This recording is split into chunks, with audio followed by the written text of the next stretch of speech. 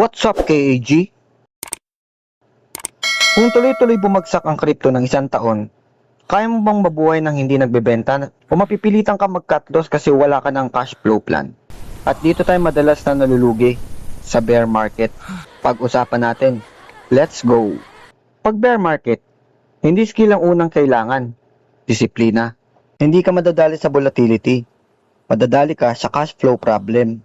Ngayon, pag-uusapan natin kung paano magplano ng pondo sa crypto habang papagsak ang market. Hindi hype, hindi muntok, survival mode tayo. Ano ba talaga ang bear market?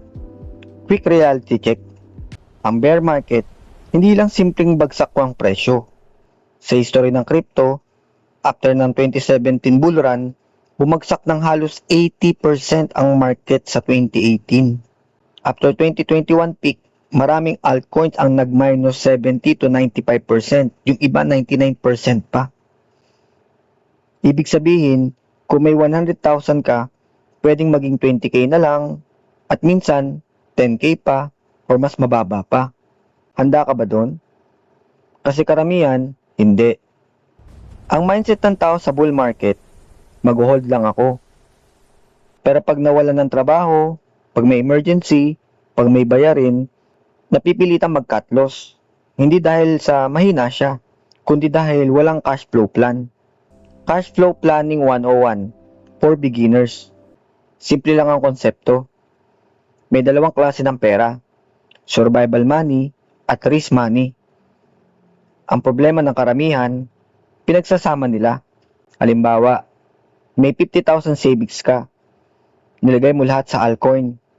Pag bumagsak ng 60%, hindi ka na makatulog. Kasi pang renta mo yun.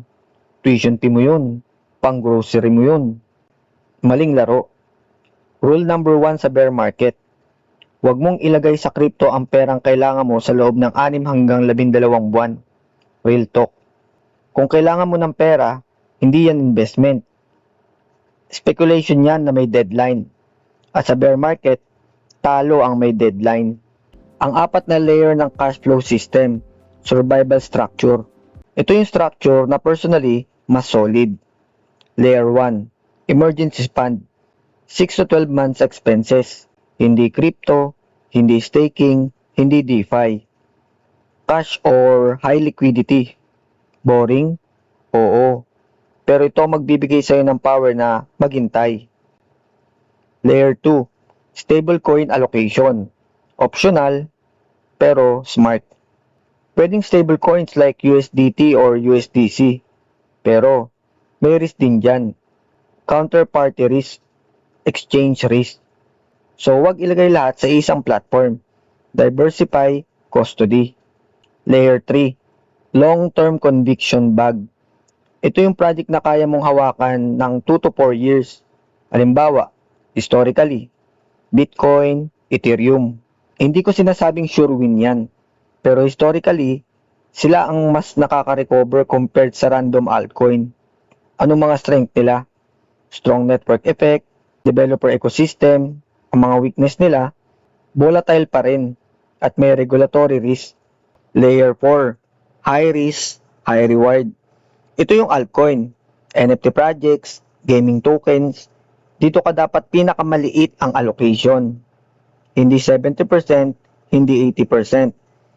Bear market is not the time to be overexposed. Income strategy sa bear market.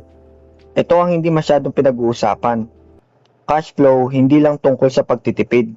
Tungkol din sa pagdagdag ng income. Tanong, meron ka bang income outside crypto? Kung wala, delikado. Bear market is capital accumulation phase. Pero kung wala kang pumapasok na fresh capital, wala ka pa rin ma-accumulate.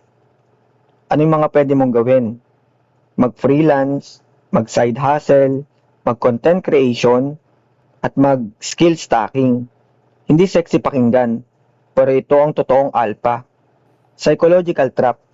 Ito ang pinakadelikado. Sa bear market, bored ka, walang hype, walang dopamine. Kaya anong ginagawa ng iba? Nag-overtrade. Gusto makabawi agad. Ang resulta, mas lalong naubos. Bear market rewards patience. Bull market rewards aggression. Magkaiba sila. Kung bull strategy ang dala mo sa bear market, ikaw ang liquidity. Anong mga common mistakes? Average down ako ng average down pero wala kang limit. Long term naman ako pero wala kang thesis. Discount na to kahit walang fundamentals. Walang exit plan. Kung hindi ka nagtakda ng allocation, emotion ang magde-decide. At emotion sa bear market equals takot at desperasyon.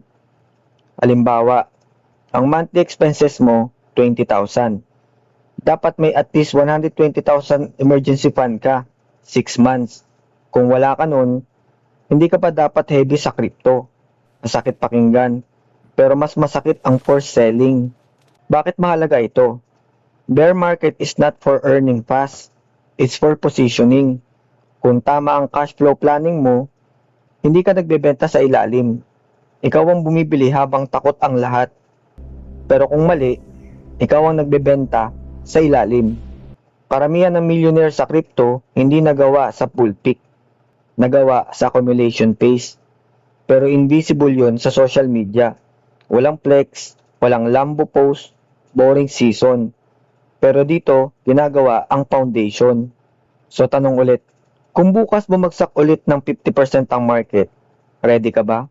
May emergency fund ka ba? May allocation plan ka ba? May income ka ba outside crypto? Kung wala, hindi ka investor. Gambler ka. At walang masama dun. Pero dapat alam mo kung anong laro ang nilalaro mo. Bear market doesn't destroy people. It exposes them. At kung gusto mong tumagal sa crypto, cash flow planning ang unang skill. Hindi chart reading. Hindi hype chasing, disiplina.